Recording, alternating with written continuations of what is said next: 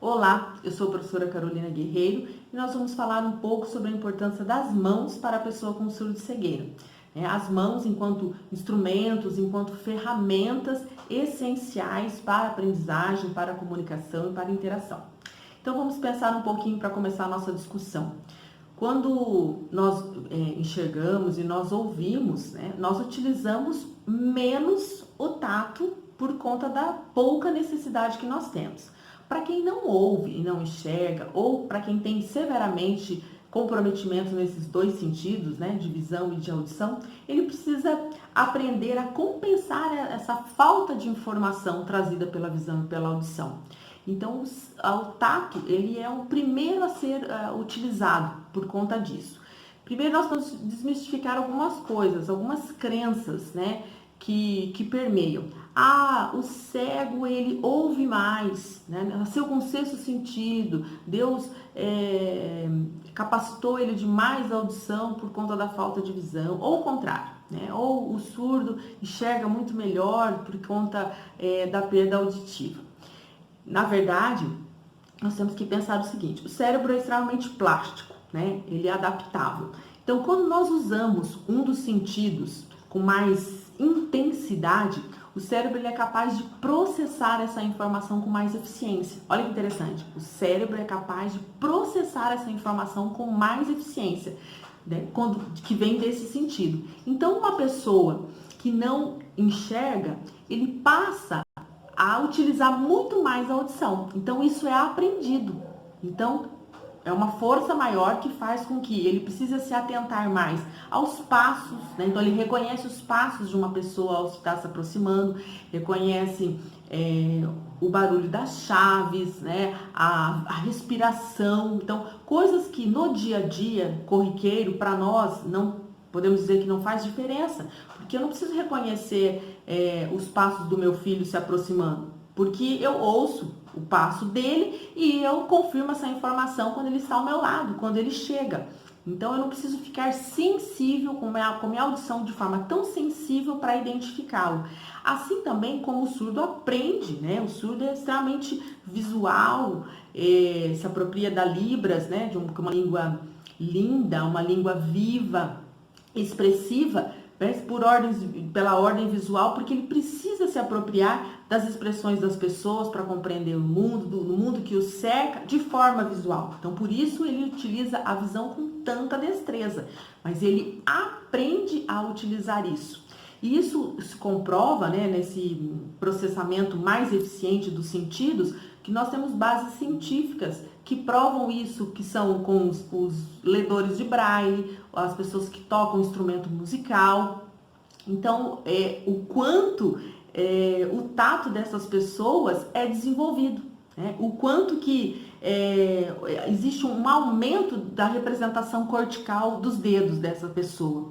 Então, por isso que, professora, eu acho que eu nunca vou conseguir ler braille, Tudo bem, Até porque, enquanto professores, enquanto instrutores mediadores, nós lemos com os olhos, Para corrigirmos a prova e transcrevemos com os olhos.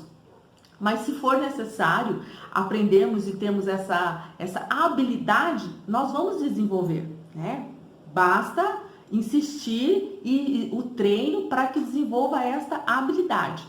Para as pessoas com surdo-cegueira, principalmente para quem tem pequenos em casa, com privação de visão e de audição total ou parcial, isso vale muito para a dica para terapeutas, para professores de escolas especiais, salas de recursos e centros de atendimento. Nós precisamos aprender a estimular as mãos dessa criança. Isso é desde pequenininho, porque elas serão ferramentas. Então, elas vão ter as mãos, olha que coisa mais linda, elas terão algo adicional, uma função adicional para ela, Ela vai se transformar em voz da pessoa com perdas visuais e auditivas, da pessoa que apresenta a surdo-cegueira, voz, interação, conexão.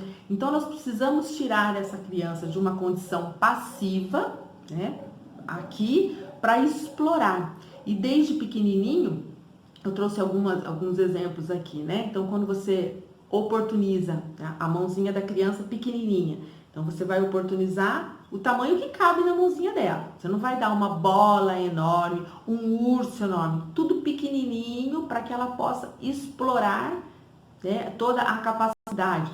Se fizer som, se ela tiver resíduo auditivo, ótimo também, certo? Então, auxiliando a explorar o que é pequenininho, lembrando que o primeiro passo, quando nós falamos, é a abordagem coativa. É a sua mão, enquanto mediador embaixo, a mão da criança com surdo e cegueira em cima.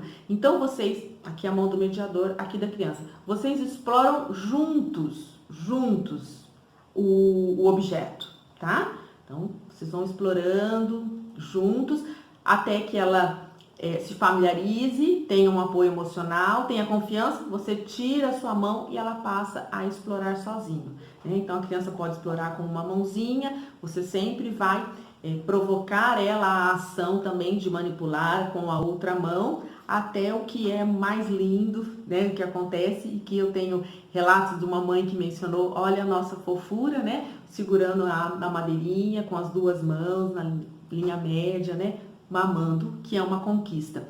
Eu acho que o apontamento é o que mais traz prazer para uma mãe e para um pai, não é verdade? Porque começa a pedir as coisas com o apontamento. Então, nós temos que pensar aqui, porque eu menciono que a criança com surdo e cegueira apresenta pouca motivação? Porque as luzes, o brinquedo, o colorido nos estimula, nos impulsiona a buscar. Então, a criança vai atrás do mundo porque é muito instigante, é bonito, é muito prazeroso para a criança.